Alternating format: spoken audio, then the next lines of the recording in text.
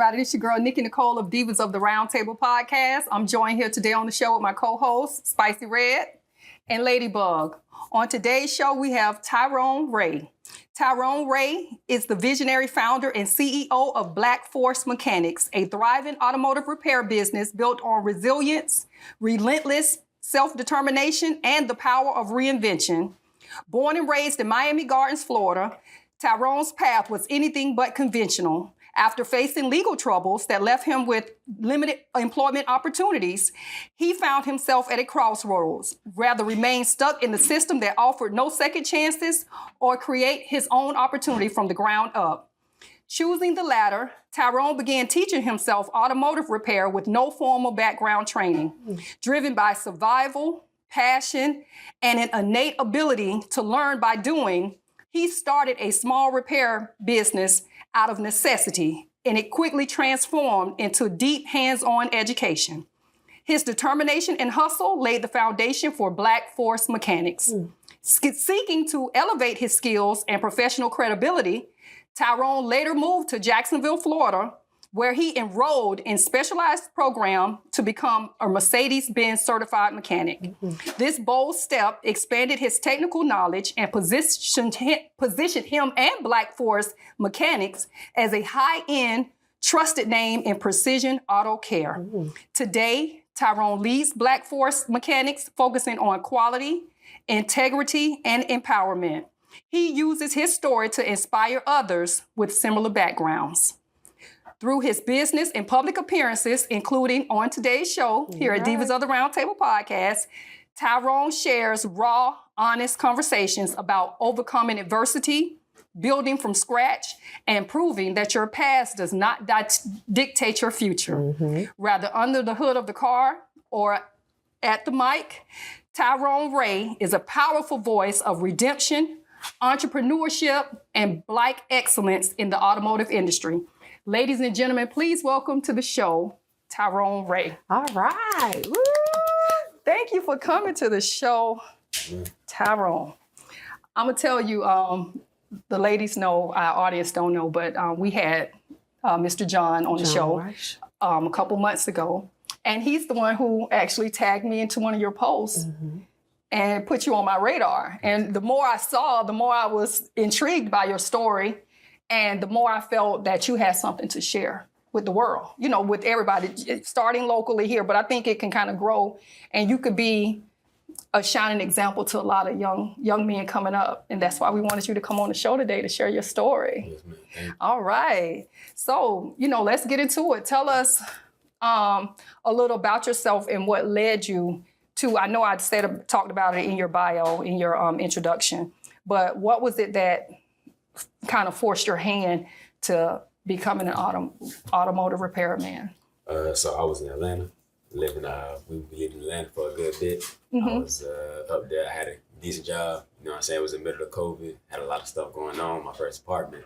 I started, you know, I was in a state of bad state of mind up there. So I started falling back into some things. But I had a good job, so I was still, you feel me, I was holding on, but barely.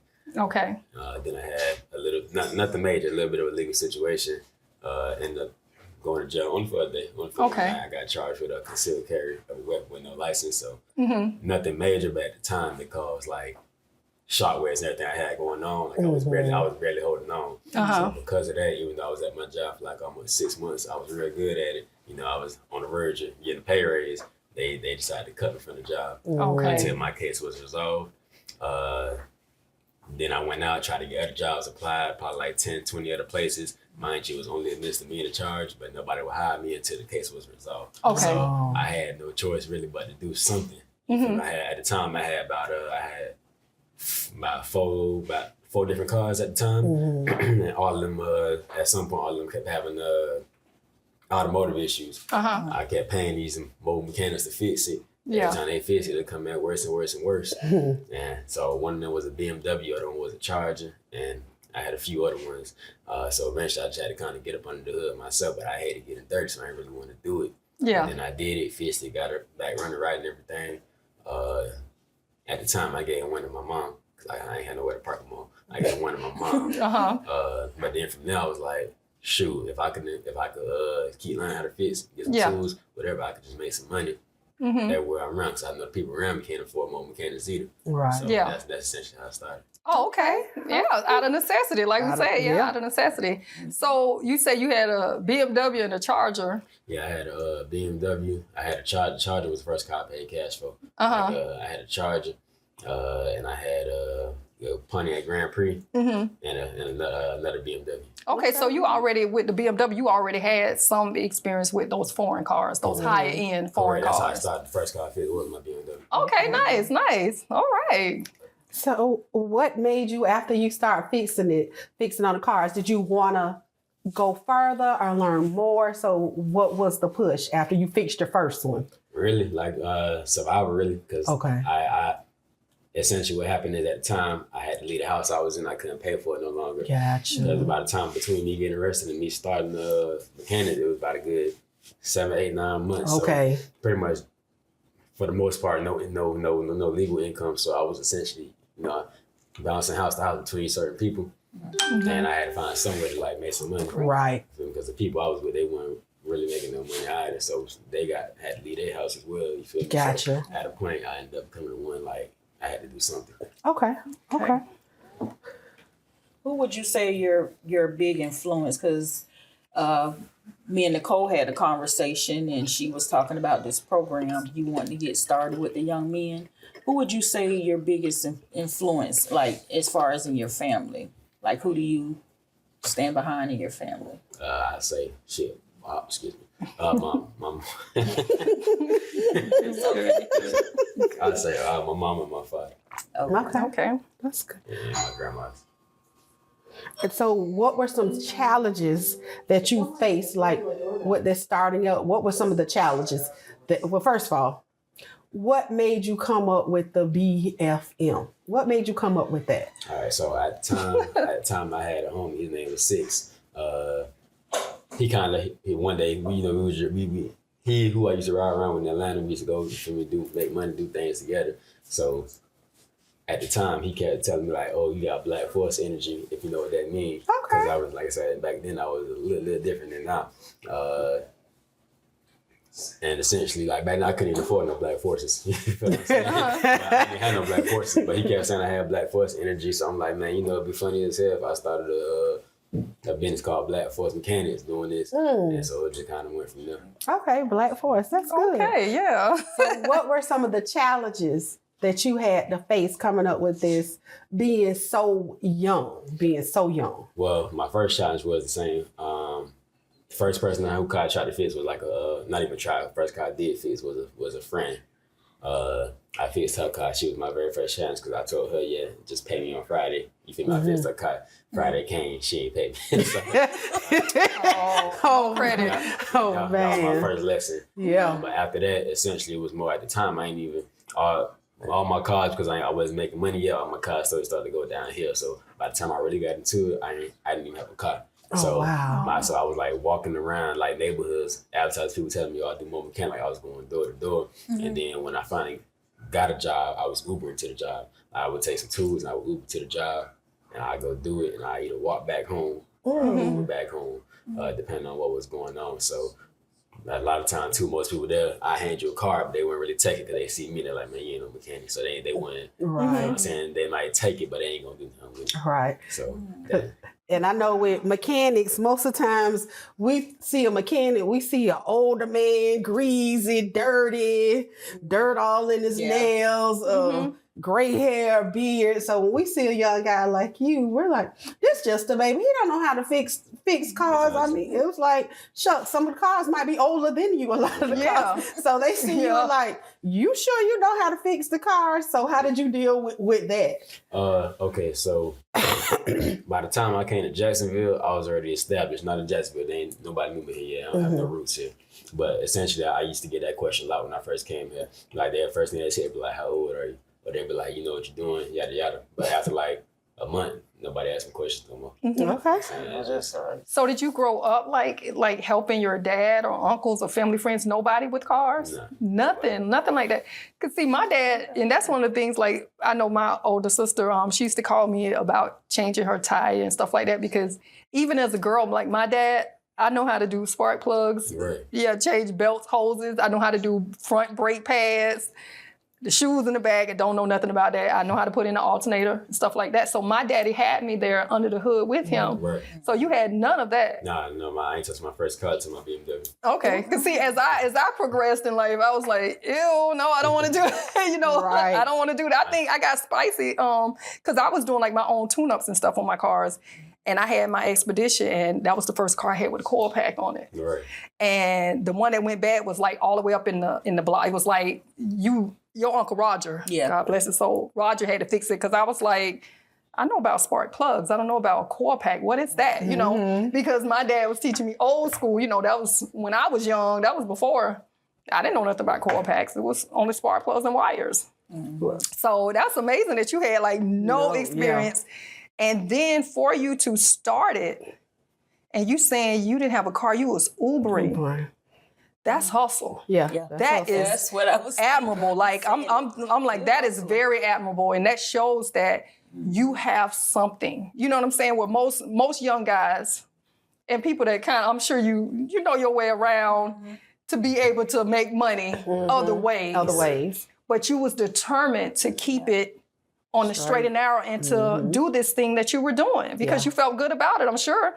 And you was making a pretty decent living at it, you know, once things got going and you saw that this was a better way. That's what me and you talked about before the show. I said you could find yourself in a situation and you could keep spinning tires and stay in that situation, or you can do something else and pivot and go into another direction. And I'm proud of you, man. I mean, the more I read about you and the more I talk to you, the more I like you.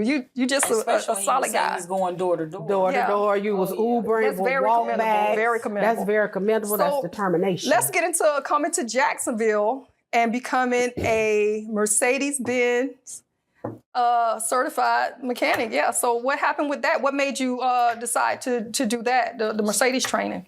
So I came to Jacksonville from Alabama because I moved to Alabama from Atlanta. Okay. In Alabama, that's where I really like kind of got more of a solid footing. Like up there in Dothan, Alabama, they knew me out there. Like I was making more money out there. Okay. It was like a year or two into it. I was trying to apply to become a mechanic at the Mercedes in Dothan. I couldn't find a career website on it, but I seen the program that they had going on. So I applied to it. They told me typically they don't take in people to the program who didn't go through a school like UTI or something. Okay. You had to pass the school. But it was like, if you could pass this test, we'll take you in. All right. So I passed the test and they took me. All right. I know that's right. Yes. All right. All right. Yeah. So you was like one of the first, was you the first or one of the few people that they allowed in without going to those schools? In my class, there was only me and one other person. All There was right. only me and one. So yeah, God's working in your favor. It's working in your favor. So how has things changed for you coming to Jacksonville and going to the Mercedes school? What is it? What is that? The proper way of saying that what you went through with Mercedes? Just through the program. Just through the school program, however you want to call it, as far as that. But I mean, it was a lot of negatives, but it was a lot of positives as well. Okay. I stayed in Jacksonville because my first Sunday Hill, which was the day after I came here, I made $1,000 in a day. Okay. Like off just fixing some cars. So it was like, before I came to Jacksonville, I researched what I would call competitions. Like I seen a whole lot, so I didn't think I was going to do good out here. But then when I came out here, it was like I felt a vacuum because there was a whole lot of more mechanics. Some who ain't around no more, but it was just a whole lot of more mechanics, and apparently they weren't doing their jobs right. Yes. So as soon as I fixed one, then I fixed the next one, then I went next one. It like I blew up like quick, like too quick to be real with you. But I blew up quick doing that, and I was in school in the Mercedes school while I was doing this. So it was like I was late to school sometimes, but but you got it done. You got it done. Correct. So essentially, I just blew up through social media. But the Mercedes school itself, it was hard, not for the education reasons, but because most of the people that they weren't feeling you. I ain't meshed well. Yeah. Yeah, That's I what- got you. Yeah. Because you don't fit the mold. You don't fit might the not mold. fit the mold. Yeah. And sometimes you not meant to fit. Sometimes you just meant to stand out and do what your God-given talent is. And you Yes. see that you have a gift and you have a talent. Just because I don't fit y'all mold, y'all not going to put me in this box and stop me. So the blessing is bigger on the outcome for you. Yeah. So I wanted to say, as being a mechanic, because I was thinking about this, I was like, mechanics like car doctors. And we all got to go. We got to go see this car doctor. Yes. And so as a woman, because I'm a woman, I don't even know how to change a tire. I'm just telling you, when something happened to my tire, I go sit to the place and the people say, where the locks? And I get the lock and that's it. I don't know how to do nothing. I know how to take the car, get the maintenance. I know when it's something done. I know I need front brake pads right now because I hit them brakes, front brakes. So as a woman, a lot of time women are scared, are fearful to go to the car dealerships because we go in for one thing, then it's about 8 other things. But that's how I blew up. So tell us what we I can saw do. one of his posts. What Go can ahead, we speak do? on that. So I specifically, when I came down, I specifically targeted women for several reasons. One, the reason I blew up so fast is because I targeted women. That's what a lot of these mechanics' mistake is. They don't cater to them. So I used to kind of encourage, I still do, but I used to encourage the women to come with me while I'm working on the car. And I would show them what I'm doing on it, and I would explain what it is or why this is that. That's how I that's what blew me up, like, immeasurably. Because soon as you get, like, usually in anything, any industry, really, once you get the women on your side, then it's good. It's good. So what was your question specifically? No, but let me just piggyback off of that because it was a video you made that I was impressed about. What he did in the video was when you were telling the women about their car not starting, it could be a battery issue, and you were saying about, go ahead on and so like with a lot of this is where the education comes in. This is why I take videos as well, because with a lot of times people, they waste money because like they'll go out in the morning, their car ain't starting, they get it towed to the shop. They get towed to the shop, I charge a diagnostic fee.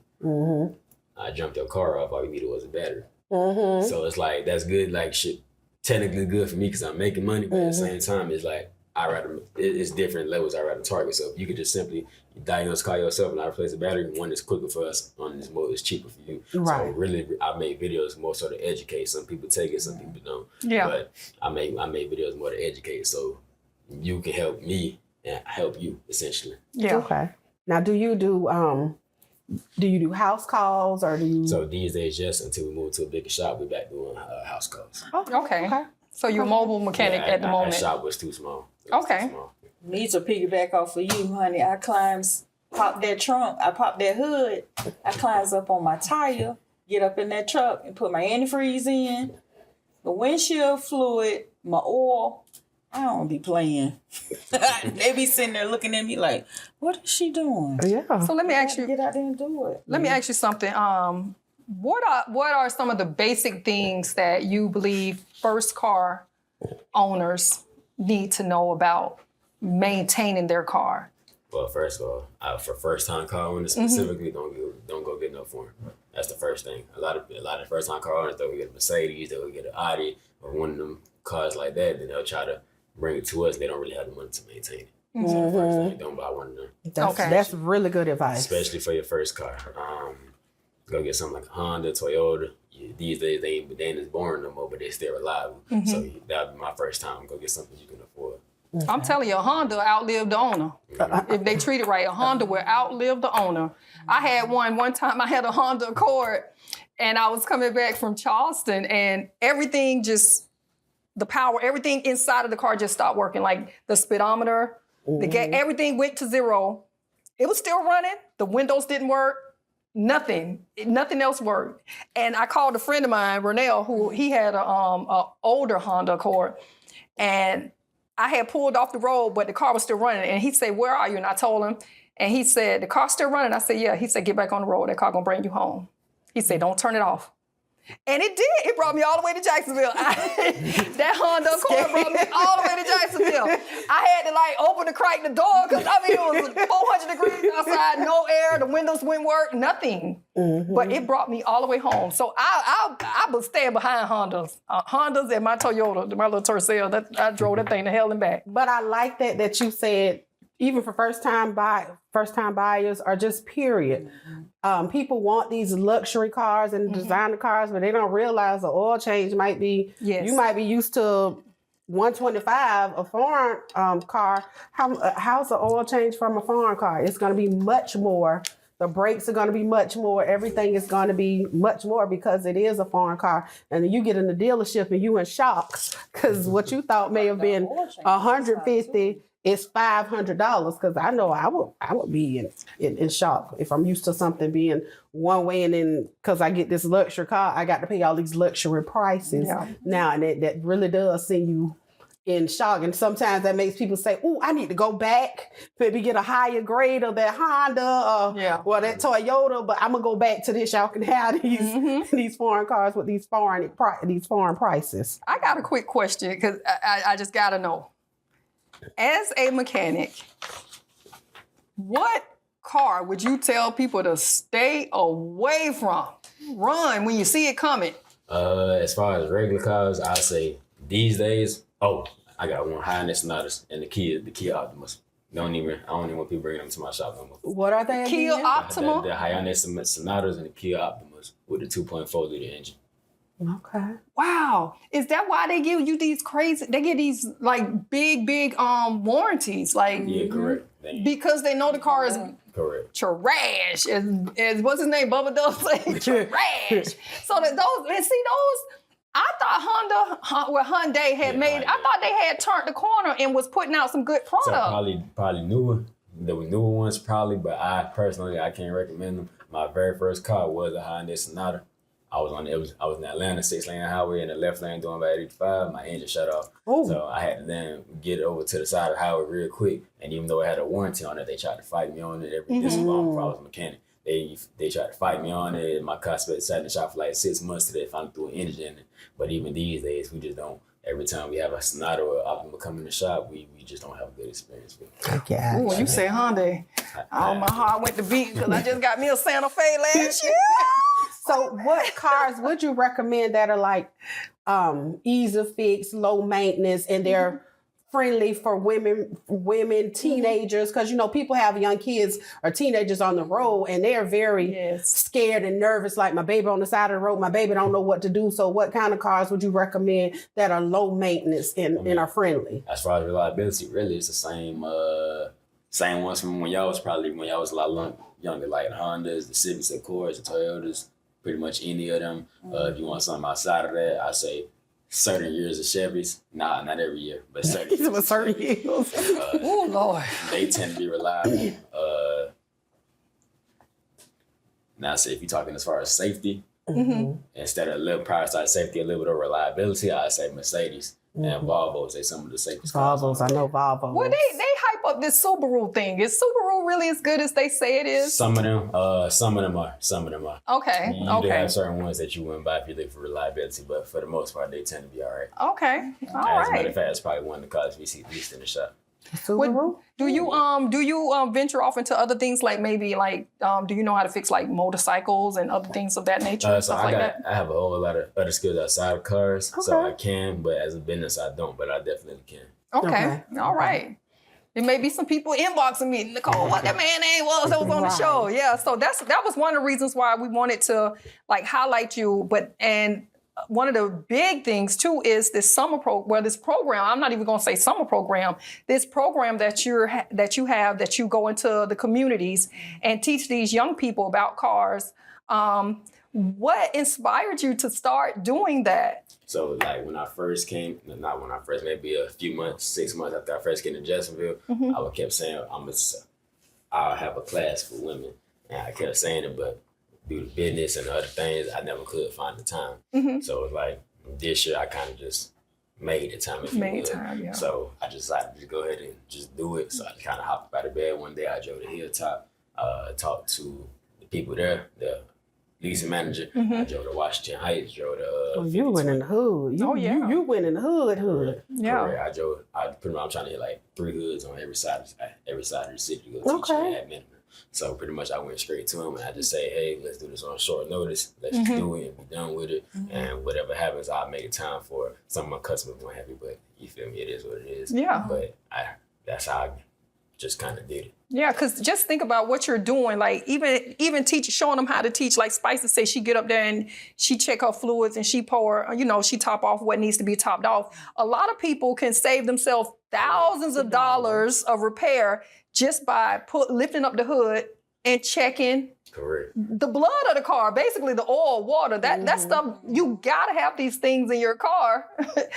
Unless your car, the engine is gonna blow. You're gonna crack a head, you're gonna throw a rod, as they say. I guess that's still a term that people should throw a rod. But a lot of these young kids just think you put gas in it, you crank it up and you go. And you go. Not knowing, like Spicy, she's a professional driver. So she know to walk her vehicle and do the checks. Check the tires, check different fluid levels and different things, check the brake lights, the brakes. So with you going in the hoods, teaching these children these things, that could save their lives. It could save them thousands of dollars. It could save them from getting into a wreck and hurting and killing themselves or somebody else. Right. So it's imperative that people understand and support your mission. That's why we wanted to have you on here. And I know you have a GoFundMe started up trying to collect funds so that you can buy tools and the things you need to go into these communities and teach these children.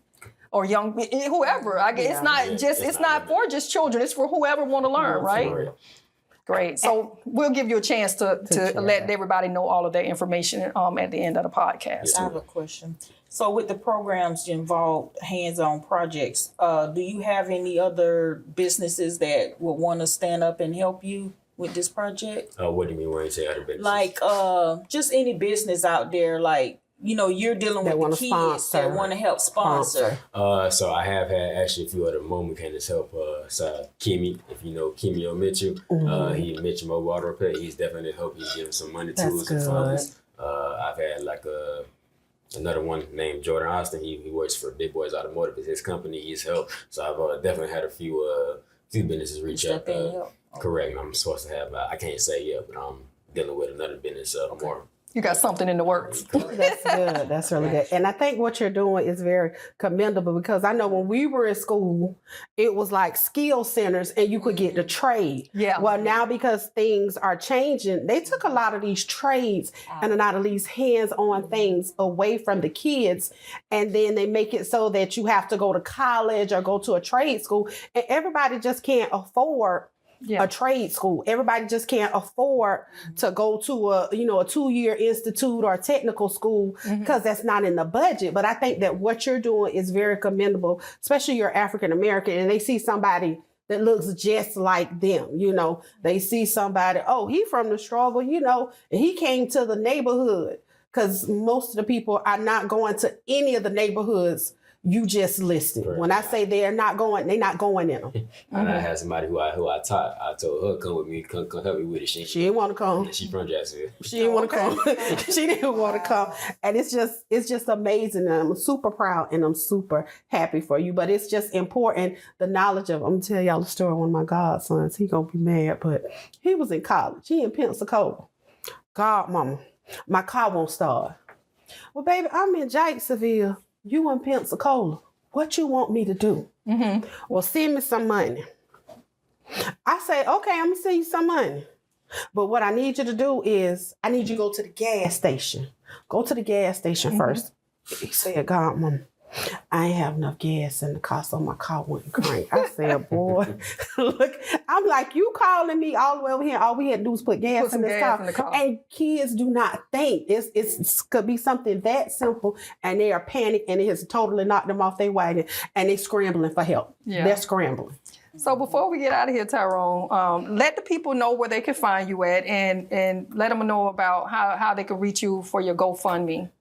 So we're all over any social media, Instagram, Reddit, Twitter, Facebook, as Black Force Mechanics, as my business page, and just Tyrone Ray as my personal page.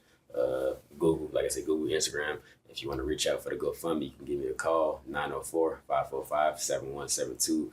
I don't really take texts no more. I get too many of them, but you can for sure call me. All right. All right. So there you guys have it. Tyrone Ray was in the building talking about Black Force Mechanics. You guys, please support this young man and his mission.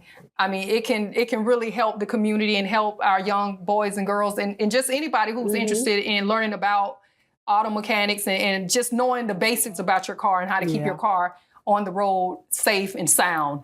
So we want to thank you again, Tyrone, for being on the show. Yes, thank you. Appreciate you. Follow Tyrone's page on Facebook, Black Force Mechanics, and his name is Tyrone Ray. If you get that call from the school telling you to come pick up your bed behind kids, think about my girl Ladybug. She's been in education for 27 years. 27 years. In August will be 28 years.